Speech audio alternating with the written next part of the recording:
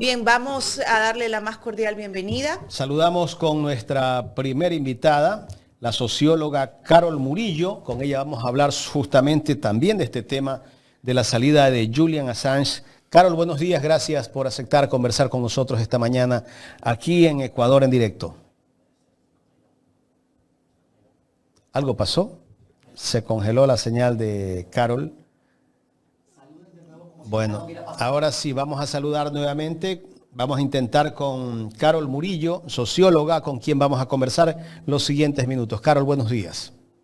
Muy buenos días, Jaime, Carlita. Perdón por esta falla. No se preocupe, esto pasa hasta en las mejores familias. Estaba funcionando normalmente y no sé qué pasó. Carol, bueno, entremos de lleno a varios temas que tenemos. Intentamos ver si el tiempo nos alcanza, ¿no? Bueno, el día de ayer salió en libertad Julian Assange después de casi 2000 días en prisión. Tuvo que declararse culpable para que le den solo 5 años de cárcel y de esa manera pudo salir el día de ayer mismo Julian Assange. Pero acá en el Ecuador, ayer mismo en horas de la noche, le revocan la visa a la periodista Alondra Santiago. ¿Esto es casualidad o causalidad? Yo creo que una desgraciada coincidencia porque Alondra Santiago venía cumpliendo un papel periodístico importante en el Ecuador. Tenía su propio estilo, tenía su manera de enfocar los temas, tenía sus invitados con los que profundizaba los problemas nacionales, tenía su estilo y parece que más que los contenidos y una buena parte de quienes la seguían, les gustaba ese estilo de hacer periodismo, esa franqueza, esa manera directa de enfrentar los temas más difíciles, sobre todo estos temas difíciles que hemos tenido que vivir durante el gobierno del señor Noboa. Entonces es un atrevimiento, una vergüenza nacional que se le quite la visa a una persona que, a diferencia de otras o de otros periodistas, ocultan la información o la dan sin emitir ningún tipo de criterio sobre ella, otros incluso aplaudiendo ciertas cosas que no le hacen nada bien al país.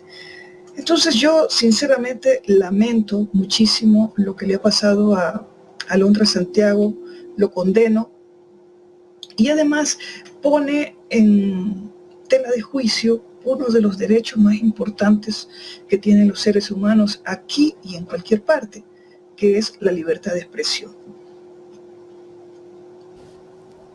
Claro, esto se evidencia de alguna manera, Carol, de que este gobierno está tratando de callar cualquier voz que le resulte incómoda para quien está ostentando el poder en este momento. Así es. Poco a poco, cada día más se saca la máscara el señor Daniel Noboa. No solo es ella, son muchos periodistas que comienzan a salir de sus espacios virtuales, sobre todo, porque ya se sienten perseguidos, amenazados por distintas instancias del gobierno. Todo lo que se diga, que es la verdad además, parece que alterara profundamente no solo los ánimos del gobernante, sino de sus acólitos, que rebuscan razones codificadas para condenar a alguien. Cuando uno lee el informe con el que se da a conocer por qué se le quita la visa a Alondra Santiago, pues uno se da cuenta de que hay un rebuscamiento legal para configurar aquello que ellos llaman atentar contra el Estado, tenía por aquí el documento, pero lo perdí en esto de buscar en lo del sonido. Y quería leer eso porque realmente es increíble lo que estamos viviendo. Lamentablemente, los medios privados, los medios comerciales, con afanes de lucro, no van a informar sobre este tema de la manera en que debe ser informado. Ya estuve viendo, revisando los pronunciamientos de ciertos empleados gratis que tienen los medios y los gobiernos, en los cuales dicen que se lo merecía. Y dicen cosas bastante tontas como... Los medios dicen eso. Cuba. Los tweets de periodistas, los tweets de personas y los trolls, porque hay una combinación. Los que venían hablando de libertad de expresión en el gobierno de Rafael Correa, algunos. Muchos, absolutamente, sí, así es. Pero quiero decir que en esta ocasión hay un pelotón de fusilamiento mediático en el cual muchos ciudadanos, muchas ciudadanas, troles, incluidos periodistas de distintas ramas, no necesariamente privados, pero que se han alegrado del tema y que en algún momento, como un iceberg, se va a volver contra ellos mismos. Es increíble que, por ejemplo, la xenofobia tenga un argumento para decir que una persona que no es ciudadana ecuatoriana, pero que vive aquí hace muchísimo tiempo, no tenga derecho a expresar su inconformidad con el poder. También leemos otros textos de personas que dicen su solidaridad con ella. Muchas personas, Jaime y Carlita, dicen, ella era nuestra voz, la voz de aquellos que no pueden expresarse, que no tienen el espacio donde expresarse. Entonces, yo veo en las redes sociales muchas posiciones. Obviamente las redes sociales son una pequeña atmósfera en la cual se cruzan ideas, pero lo que sí lamento es que las personas, para dirigirse a ella, hablen de una cuestión de nacionalidad y no una cuestión de libertad de expresión. La nacionalidad, tal como ellos lo expresan, tiene que ver más con su propia xenofobia que con la libertad de expresión. Y eso es realmente doloroso en un país que está viviendo una cuasi dictadura civil-militar en la cual decir algo que incomode al poder tiene un castigo. Eso es gravísimo, muy grave, y eso también nos lleva al tema de Julian Assange. Doctora, eso nos lleva a reflexionar frente a qué gobierno y en qué sociedad estamos viviendo, porque estamos básicamente en un entramado de enfrentamientos, de descomposición social, de inhumanidad, si podría decirse así, frente a un gobierno, podría decirse, dictatorial.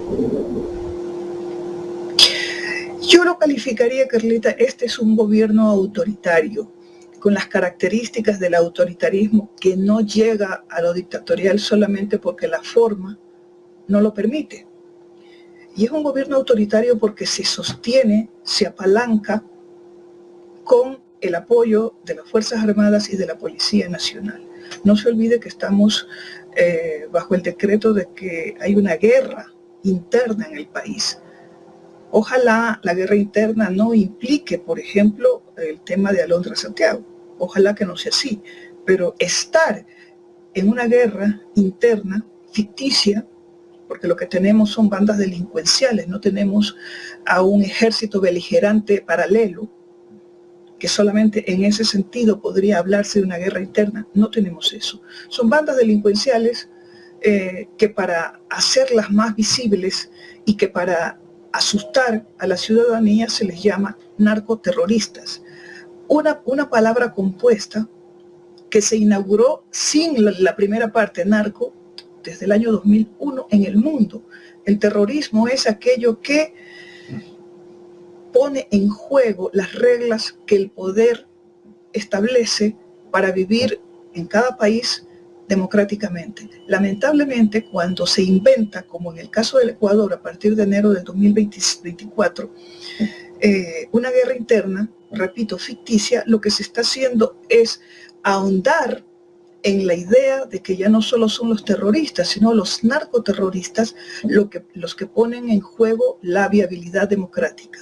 No, quienes ponen en juego la viabilidad democrática de un país como el Ecuador son los gobiernos de derecha ultra neoliberales que manejan la economía del país, manejan el Estado, que además lo odian, lo manejan bajo preceptos internacionales, sobre todo de centros de políticas económicas, como es el Fondo Monetario Internacional, que asfixia a los países.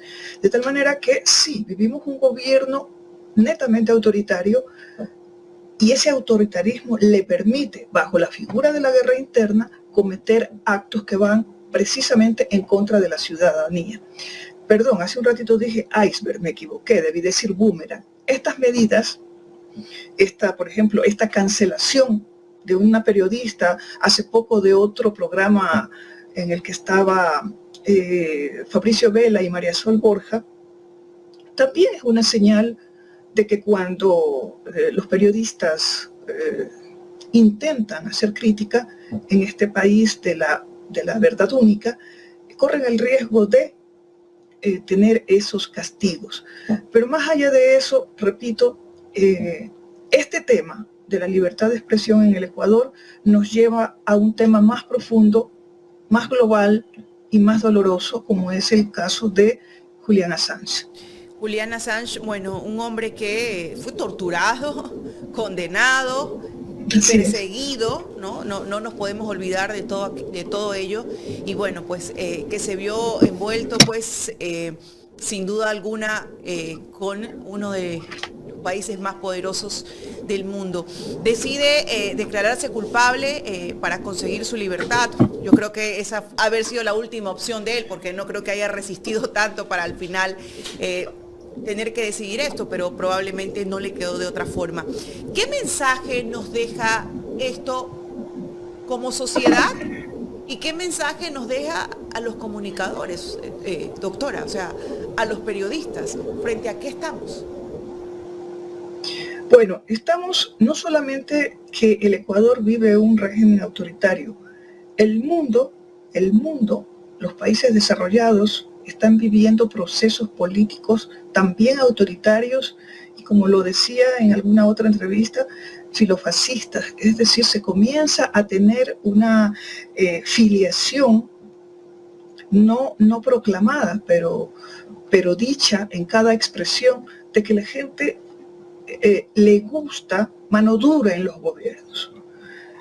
Y es una mano dura también mentirosa, porque es mano dura con quienes no son los que alteran el orden constituido. En el caso de Julian Assange, Carlita y Jaime, aparece una cosa que es realmente triste. Primero porque, ¿qué es lo que hace Julian Assange?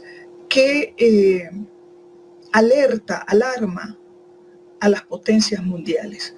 En abril del 2010, Wikileaks, el medio de comunicación virtual en el cual Julian Assange y un grupo de personas maneja, desclasifica un video militar. Y en ese video militar se muestra un helicóptero Apache de los Estados Unidos que está disparando y matando a personas, entre ellos 2 periodistas y varios civiles iraquíes. Eso sucedió en el 2007. Lo publica en el 2010. Por supuesto, el gobierno de los Estados Unidos justifica ese video diciendo de que la tripulación del helicóptero, que eran militares, estaba segura de que las personas a quienes estaban disparando eran insurgentes armados y no civiles. Ese video estaba custodiado, estaba dentro de la información clasificada de los Estados Unidos cada vez que ellos invaden países a nombre, entre comillas, de la libertad, pero que Wikileaks lo divulga. Y lo divulga porque un soldado norteamericano lo encuentra el video y ayuda a filtrarlo. También esta persona, de apellido, se me olvida, Manning, de apellido Manning, fue castigada. Luego fue indultada por el presidente Barack Obama. Pero más allá de eso,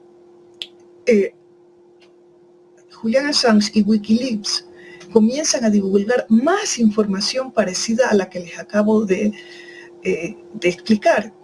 Y eso es lo que a una potencia como Estados Unidos, una potencia militarista, una potencia invasora de territorios en los cuales nada tiene que ver, en otros continentes, etcétera, todo lo que nosotros sabemos, le plantea a la sociedad mundial, fíjense que ni siquiera digo de la sociedad estadounidense, a la sociedad mundial, lo que es capaz de hacer una potencia militarista cuando una persona acude a eso que nosotros llamamos el derecho a la libre información.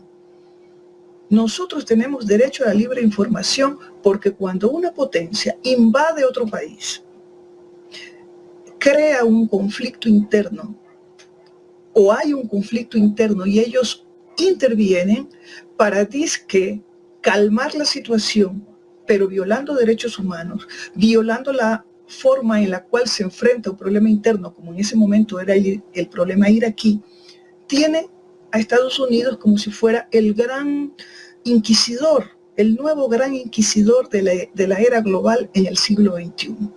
Entonces, si Wikileaks informa al mundo entero a través de su página y a través de todas las redes sociales, que son las que, no todas, pero son algunas las que nos dan información veraz y le sacan la máscara a los Estados Unidos como el adalid de los derechos, pues entonces lo que hace Julian Assange es ejercer el derecho a mantener a la población informada de aquello que el poder, en este caso Estados Unidos, esconde.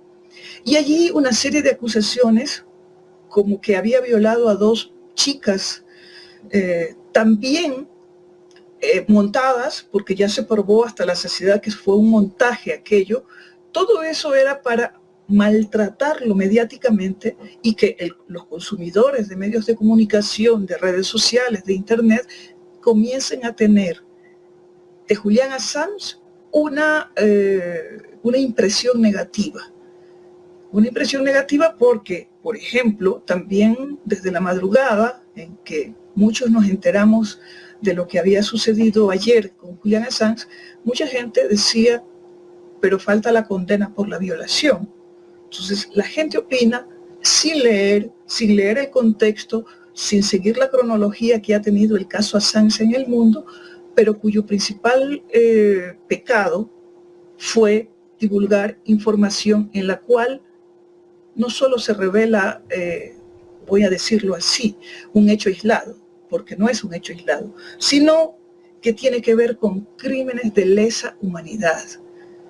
Entonces, lo que quiero decir es que cuando uno va escudriñando, escarbando más en el caso Assange, uno ve que los temas que nos deja para el debate no solamente es su libertad, sino que atrás de su libertad física, individual, se juegan cosas como la libertad de expresión, se juega la libertad de los ciudadanos de saber qué hacen sus gobiernos cuando hay una guerra de por medio.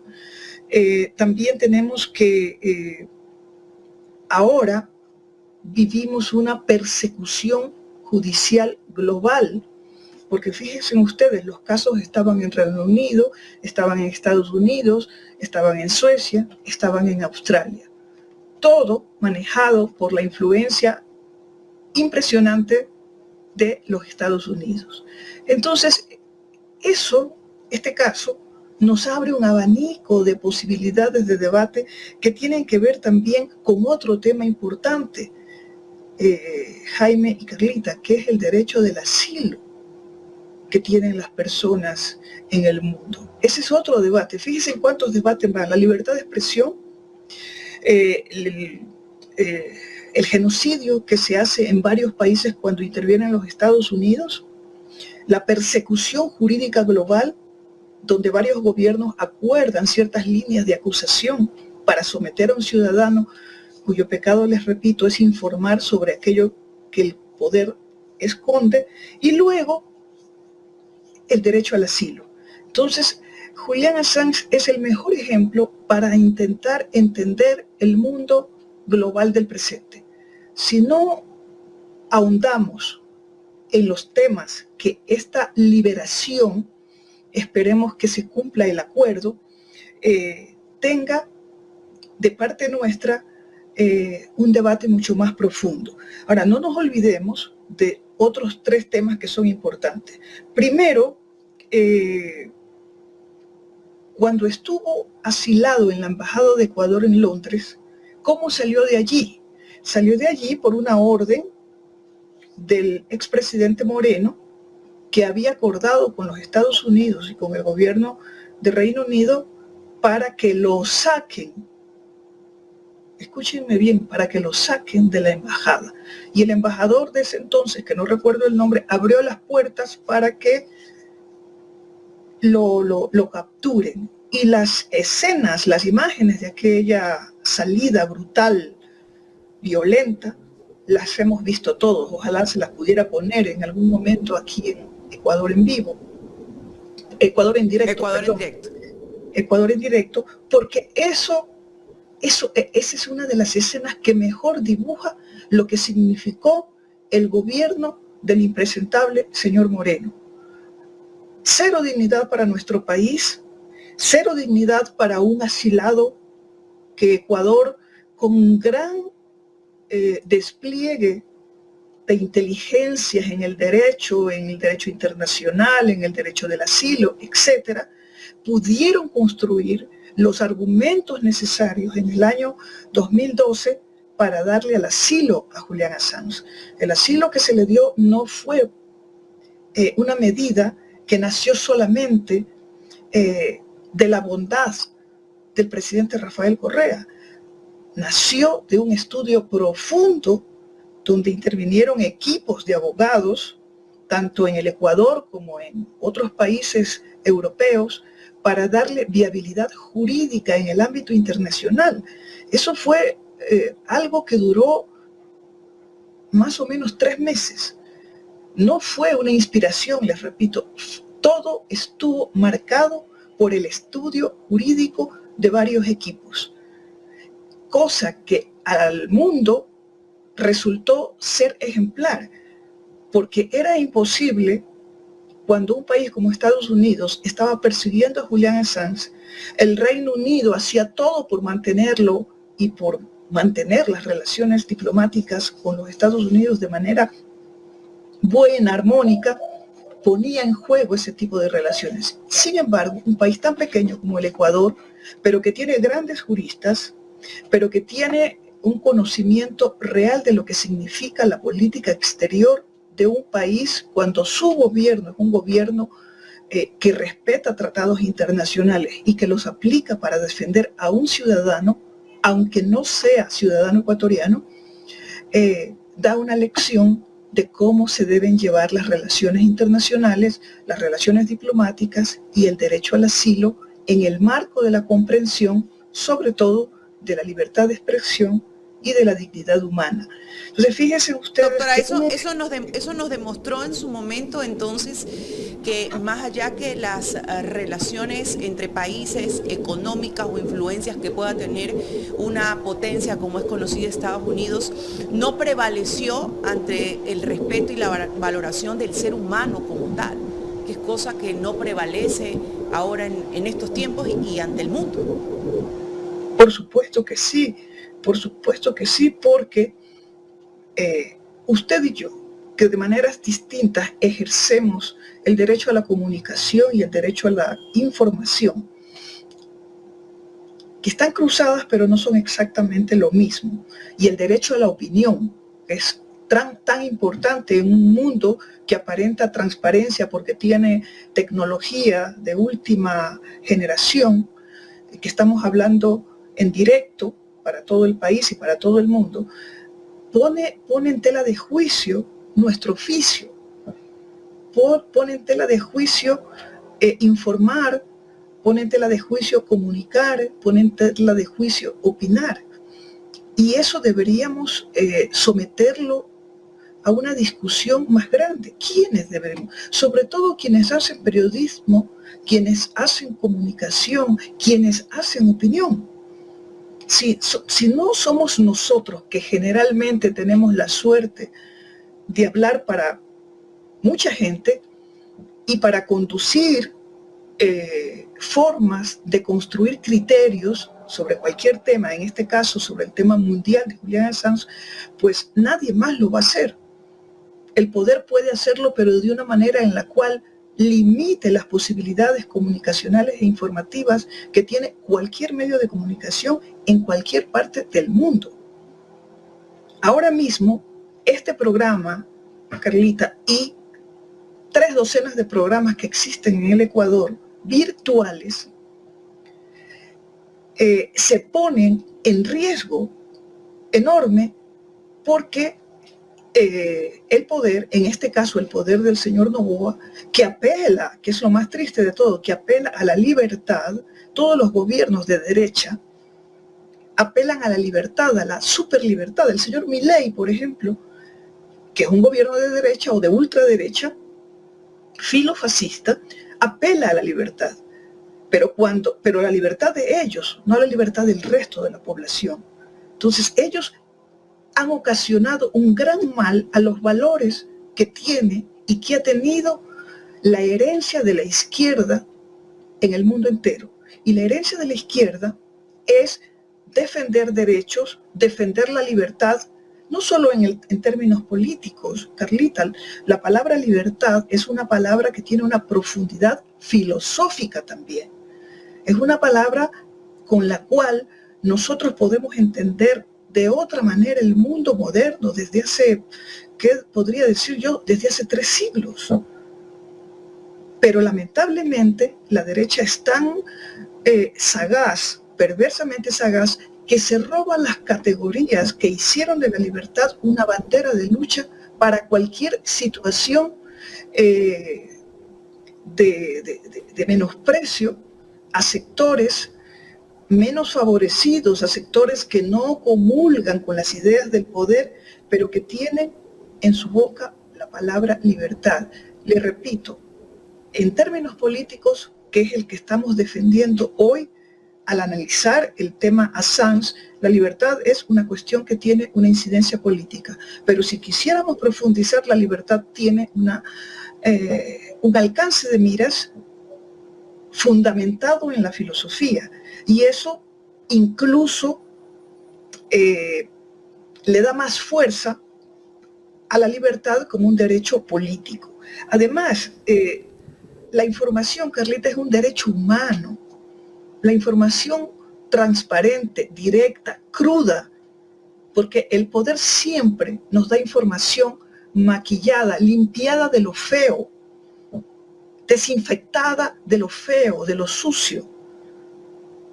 Cuando nosotros vimos ese video, que en muchas partes no se lo podía ver, que YouTube, no me acuerdo bien, lo censuró, pero que otras redes y la propia Wikileaks lo salvaba de la censura global, lo volvía a presentar, nos decía efectivamente que el pueblo, la población de cualquier parte del mundo necesita información veraz. Pero yo me atrevería a decir, no solamente veraz, necesita información cruda, sin el maquillaje que el poder generalmente le coloca para ellos salvarse de sus acciones criminales. Porque lo que vimos en ese video es dicho ahora como que es información clasificada y que no tenía derecho nadie a publicarla. ¿Por qué será? ¿Por qué será? La pregunta es, ¿por qué siempre el poder quiere esconder cosas que lo perjudican? Y la última cosa, todos en el mundo, Jaime, Carlita y los amigos y amigas que nos están viendo, tienen derecho a denunciar. Ese es otro valor importantísimo, un derecho a la libertad de denunciar lo que hace cualquier poder. cuando tenemos derecho a eso y se respeta ese derecho, pues obviamente vivimos en democracia. Pero cuando eso no se le permite a ciertas personas, en el caso de Julian Assange, que no solamente reveló eso, él reveló millones de documentos de distintos gobiernos, reveló archivos clasificados por el Departamento de Estado de los Estados Unidos, en el cual se veía cómo actúa la política internacional militarista del norte frente a cualquier tipo de problemas. Y cuando se vio desnudada esta potencia, pues obviamente quiso judicializar el tema de la información de la forma en que lo está haciendo o lo hizo con Julian Assange. Esperemos, Carlita, que lo que acaba de acordar el equipo jurídico de Julian Assange con los representantes de la justicia estadounidense se cumpla.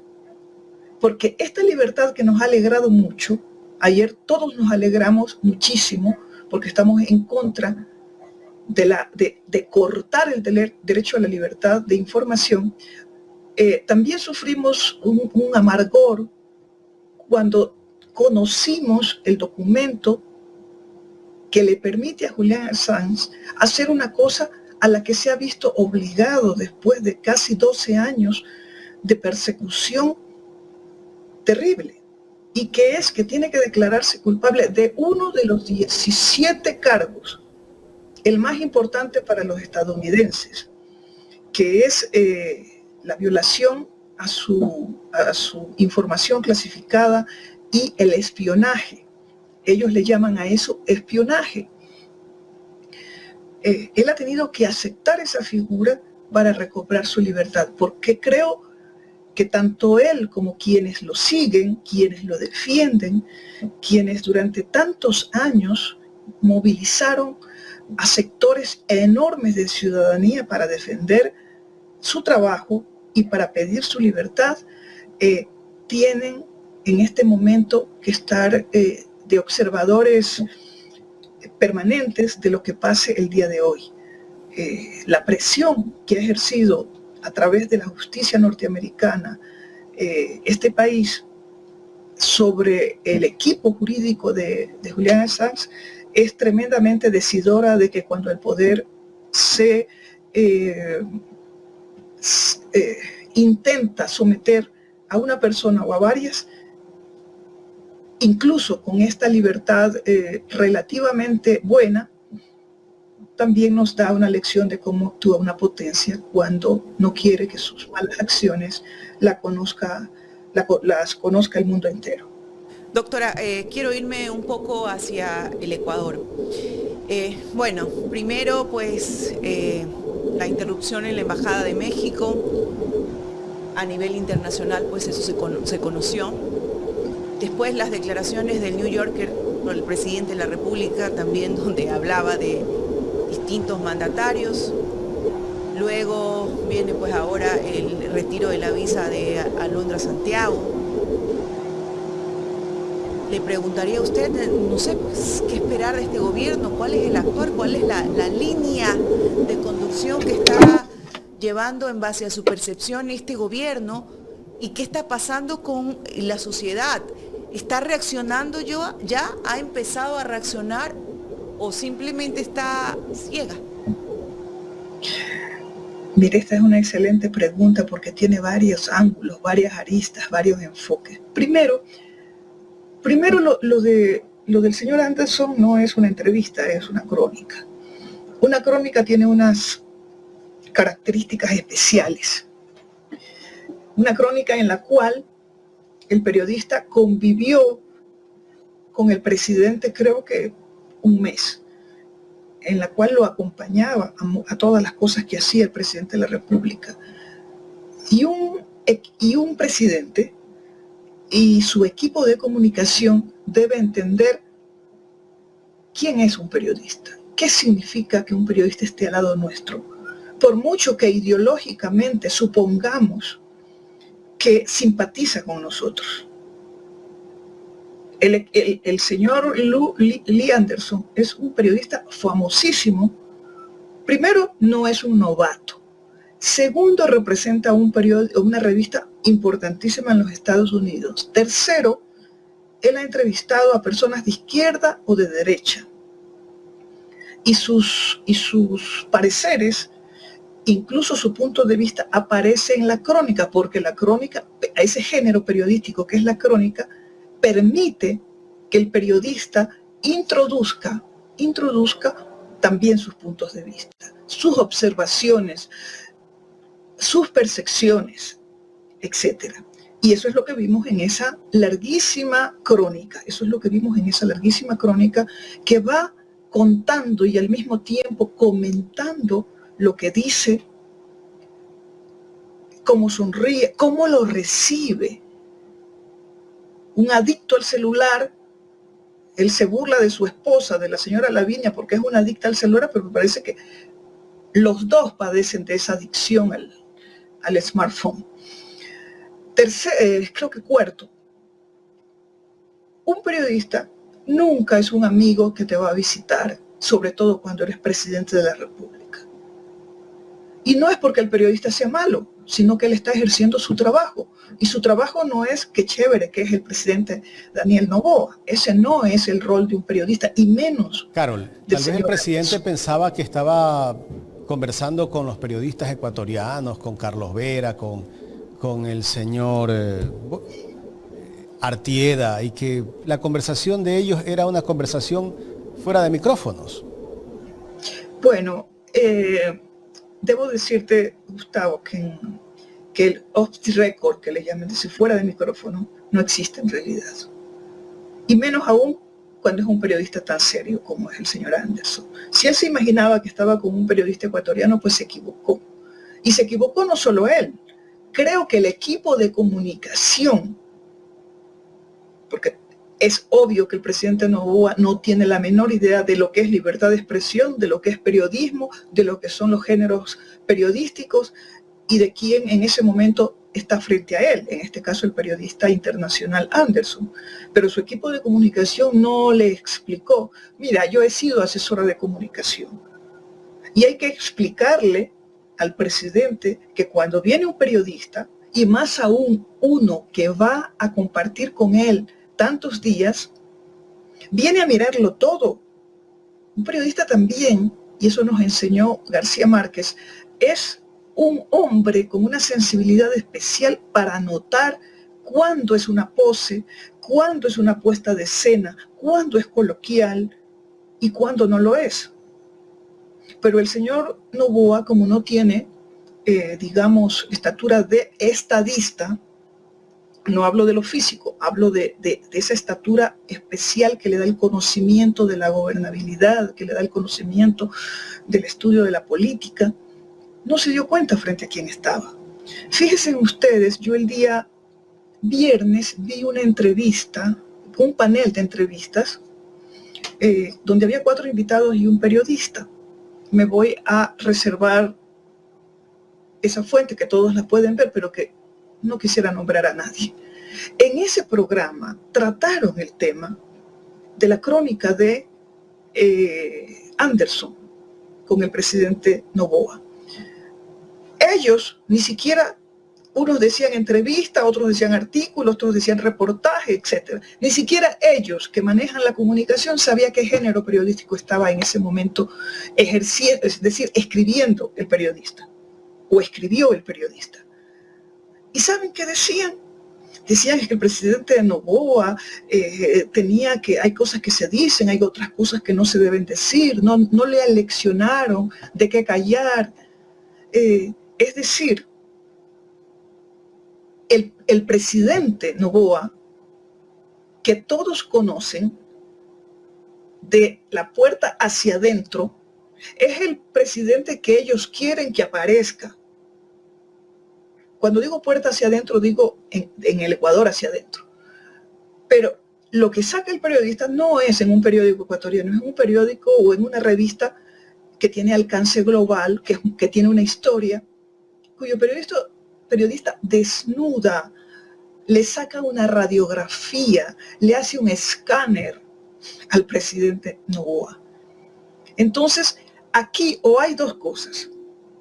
Primero, creían que el periodista debía someterse a la ideología que supuestamente comparte con el presidente de la República. Segundo, que como había recibido una invitación del gobierno, debía ser agradecido y decir cosas que al presidente le convenían. Cuarto, parece que han hecho un reclamo a la revista. Estoy segura que como es una revista seria, no le hará ningún caso a los reclamos del gobierno. Y cuarto, la persona que hace la comunicación en el gobierno dice que son conversaciones coloquiales. Si alguien que maneja la comunicación de un gobierno, querida Carlita, querido Jaime, no conoce lo que un periodista profesional, ético, hacer una crónica con esos detalles no significa que no sea ético. Ético en el sentido de que le cuenta al mundo lo que está viendo e incluso se permite hacer interpretaciones que son características de toda crónica periodística.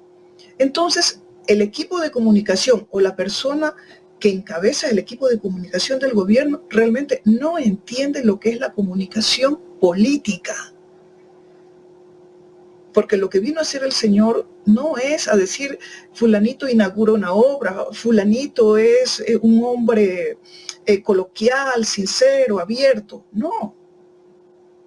Cada página de esa entrevista, de esa crónica, que es muy larga, nos muestra escenarios y comportamientos, conductas del presidente de la República, que quienes estamos en el Ecuador y lo vemos más allá de los medios comerciales que lo presentan como un gran estadística, cosa que está lejísimos de serlo, no lo es y no lo será, que es lo más triste, aunque fuera reelecto incluso, cosa que nadie desea o una gran mayoría de la población no desea, porque estamos viendo que la mayor parte de la población está siendo explotada y, ¿cómo decirlo?, explotada y exprimida en su economía cotidiana por las medidas que nosotros ya sabemos. Eso es lo importante para hacer un análisis de la comunicación del gobierno y de las ausencias o de las carencias de conocimiento que tiene el presidente. Por eso ese programa de televisión virtual en el cual se presentan a unos analistas diciéndole por poco, presidente, por favor, o sea, quieren ser sus asesores. Se comportan como asesores del presidente, no como analistas del gobierno, incluido el conductor del programa. No saben cómo defenderlo y no saben cómo acusar al periodista. ¿Cómo se llama el programa? Decisiones. Otra cosa que hacen es que ni siquiera defienden el oficio del periodista Anderson. Están más cerca de defender el poder que defender a la libertad de expresión, a la libertad de un periodista de construir una crónica basado en las cosas que compartió con el presidente de la República. Entonces, desde ese ángulo, amigos y amigas, es imposible que la comunidad, es imposible que la ciudadanía comprenda la labor de un periodista. Por eso, quienes sí creemos que puede haber un periodismo crítico, un periodismo lejano a las mieles del poder, pueda desbaratar la imagen acicalada, que es lo único que sabe hacer la Secretaría de Comunicación del gobierno actual. Ahora, ¿qué interpretación darle a las críticas que hizo el presidente Daniel Noboa a varios presidentes latinoamericanos? Pero qué bien que haces esa pregunta, Jaime. Mira, qué lindo comparar a tres presidentes. Primero, a Rafael Correa, cuando pone a trabajar a su equipo diplomático para conceder el asilo. Y lo consigue de una manera impecable, impecable. Segundo, qué terrible cuando un presidente de la República, como Moreno, instigado, presionado por la Embajada del Norte aquí en nuestro país, decide expulsarlo de nuestra sede diplomática en Londres. Ya dije cómo lo sacaron de una forma inhumana, pero hasta en la resistencia que ponía Julian Assange en esa sacada, vamos a decirlo así, se veía dignidad. Y ahora tenemos un presidente que no conoce los protocolos, que no conoce cómo funciona el mundo de la diplomacia y que se permite decir cosas que seguramente él las piensa. Sí, y si las piensa y las comentó en esa crónica que hizo Anderson, no tenemos que dudar de que él piensa así, pero que no lo hace siguiendo las normas y los protocolos de la diplomacia internacional. Yo estoy realmente sorprendida de que los presidentes de los países a los cuales se refirió el señor Noboa no hayan reaccionado de la manera normal que la diplomacia manda. Quizás porque ya se dieron cuenta que este es un presidente al que ni siquiera vale la pena regresarlo a ver. Terrible, ¿no? Y bueno, se declara admirador de Bukele y termina insultándolo, acusándolo de ser soberbio, prepotente, me parece que le dijo, y que la familia de él se está beneficiando del Estado. Dicen que en psicoanálisis eso se llama una proyección. O sea, bueno, realmente todo lo que está haciendo en los últimos meses el presidente Noboa es reprochable. Carol, ya en la recta final de esta entrevista, que es muy interesante conversar contigo, y bueno, la audiencia está felicitándome por tenerte aquí como invitada. Siempre es un honor tenerte, Carol, en este espacio. Muchas gracias.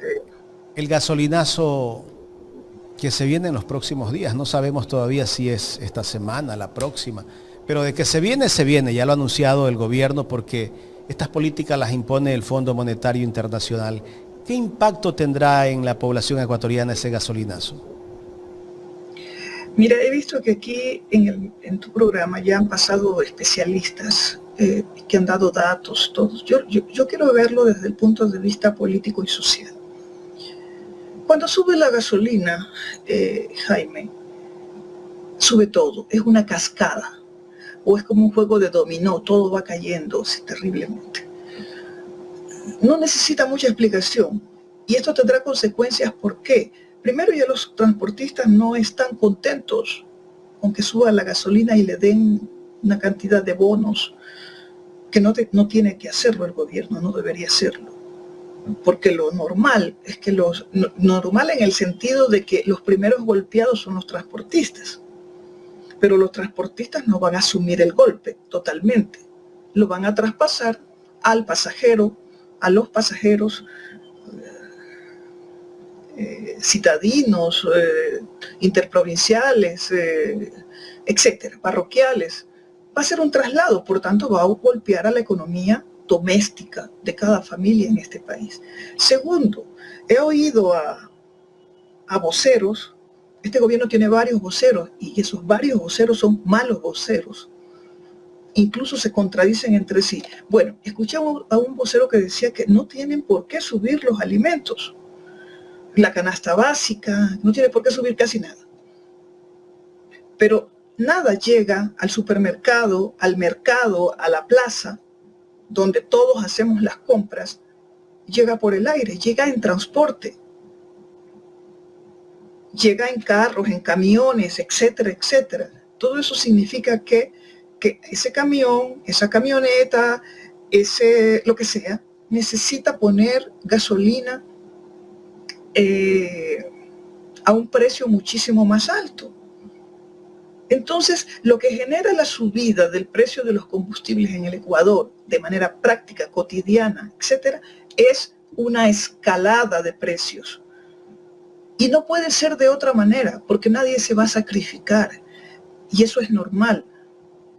Si una persona traslada quintales de papas de la sierra a la costa y antes gastaba, me voy a inventar, $100 de gasolina a la ida y $100 eran $200, pero ahora va a gastar más. No tengo los porcentajes. Imaginémonos que gaste $50 más. Esa persona no tiene por qué asumir los $50 extras. Los va a trasladar a quien le entrega la papa, y quien vende la papa en el mercado o en una plaza o en un supermercado le va a subir el precio. ¿Quién va a asumir el costo de la gasolina? La ciudadanía. Y no hay que echarle la culpa a los transportistas. Los transportistas simplemente reaccionan. Y esto no se cura haciendo que el gobierno asuma un porcentaje de lo que supuestamente va a gastar. Además, no me voy a alargar en esto porque creo que me queda poco tiempo. Además, está visto por especialistas que el subsidio en términos reales no existe. Simplemente la población, su nivel de ingresos, la mayoría de la población tiene un nivel de ingresos que no le permite ni siquiera acceder a la canasta básica. Si esa canasta básica vuelve a subir los precios de los productos, implica que está más lejana del alcance de la mayoría de la población. Entonces, es imposible o es tonto que un vocero o vocera del gobierno diga que no va a pasar nada. Primero, además de que ya tuvimos una subida del IVA al 15%.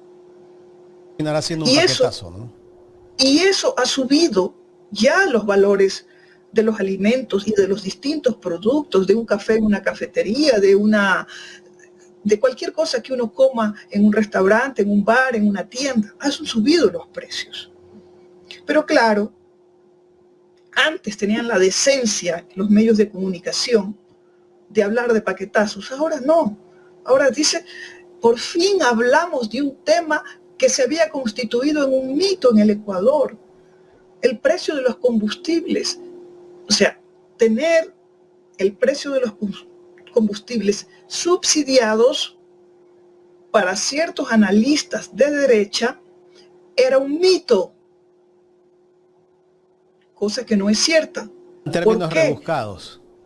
Ahora, dicen lo siguiente, con esto quisiera cerrar esta parte de la pregunta. Dicen que el precio de nuestros combustibles deben estar a nivel internacional. Pero es imposible pensar que las economías internas de cada país son el reflejo de la economía de otro país, como Estados Unidos, como México, como Brasil, qué sé yo. Cada una tiene una lógica. Además, nosotros tenemos al dólar como moneda. Y por último, el precio internacional de los combustibles, Jaime, y amigas y amigos, internacional, va de la mano de una mejor gasolina, con un octanaje más alto, una gasolina de buena calidad. Pues resulta que vamos a tener combustibles a precio internacional, pero que no cumplen los requisitos de calidad. ¿A quiénes estamos beneficiando? ¿A quiénes quieren beneficiar los gobiernos igualando el precio de los combustibles en un país petrolero que toma estas decisiones?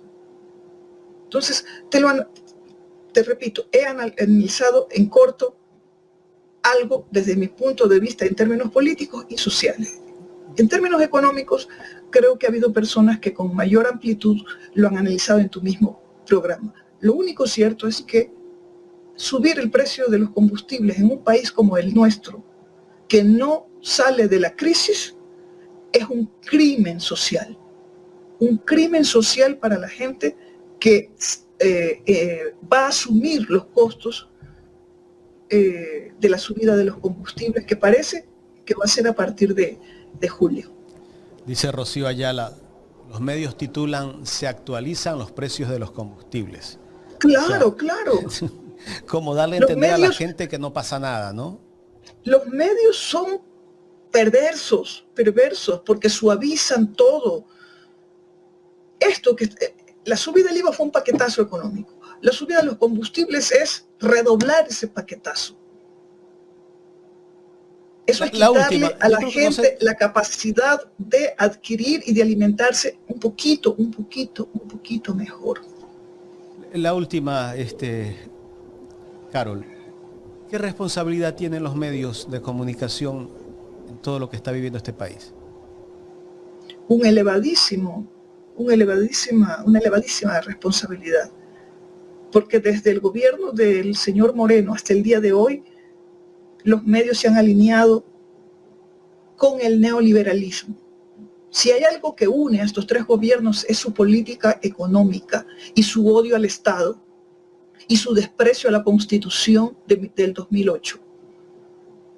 Entonces, los medios de comunicación en este momento son los medios del poder, los medios de comunicación privados. Son los medios que justifican que el poder maltrate a los ciudadanos. Y ellos, con sus titulares, con sus noticias, con sus enfoques, con la, ¿cómo decirlo? Con la forma como clasifican las noticias y le dan relevancia a una u a otra, conducen la opinión pública, pero la conducen a favor del gobierno de turno. Poquísimos son los medios que han hecho una crítica abierta a las medidas que ha tomado el gobierno. Poquísimos medios, si no ninguno, de los medios privados le ha explicado al país con una investigación profunda por qué no debía llamarse guerra interna a lo que el presidente decretó en enero de este año. Poquísimos hacen una crítica a la militarización del país. Poquísimos se ponen a pensar que el término narcoterrorismo no es sinónimo de estado de guerra interna, sino enfrentamiento a bandas de delincuencia organizada. Podría decirte más, pero realmente los medios son los nuevos partidos políticos. ¿Gobiernan también los medios? Bueno, puedo decir, o se podría decir que gobiernan en el sentido que reciben publicidad, pero no es un tema de pauta, pero además, querido Jaime. Además, algunos dueños de medios tienen intereses, aunque los medios de comunicación no es que dan utilidad a esos dueños de los medios, pero sí dan réditos políticos. Y por ahí van ellos, ¿no? Tener el poder de esa manera. Es que el poder en ellos es el poder de la misma ideología que ellos tienen.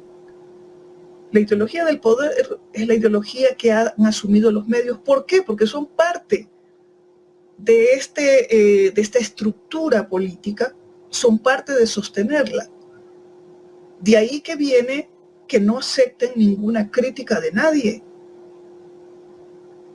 A ver, mira, para volver al caso Assange, varios medios de comunicación en aquella época hicieron un acuerdo con Wikileaks para reproducir en sus páginas los informes que iba recopilando e iba descubriendo Wikileaks. Y llegó un momento en que esos acuerdos se rompieron, porque ya recibieron las amenazas del poder. Era demasiado lo que estaban publicando y los medios tuvieron que replegarse. Quisieron ser de verdad, en algún momento ciertos medios europeos, sobre todo, parte de develar lo que había detrás de ciertos gobiernos, sobre todo en guerra, que participaban en guerras o que intervenían en guerras. Y esos medios tuvieron que dar un paso atrás. Entonces, fíjate tú cómo los medios no solamente en el Ecuador, sino en otras partes del mundo, dependiendo de cómo el poder pueda salir perjudicado por esas informaciones, mejor se retiran del mundo de la denuncia, del derecho a la denuncia. Porque claro, publicar lo que decía Wikileaks era el derecho a la denuncia, el derecho a la información y el derecho a que la ciudadanía tenga transparencia y crudeza en los datos que un medio pueda facilitarle a la población para que se dé cuenta de cómo funciona el poder, sin máscaras. Carol, quiero agradecerte por tu tiempo en esta entrevista. Gracias a ti, Jaime, a Carlita, y muchas gracias a las personas que nos están viendo. Hasta la próxima. Gracias a la socióloga Carol Murillo, docente universitaria, conversando con nosotros en esta mañana, aquí en Ecuador en directo, en su espacio Los Especialistas.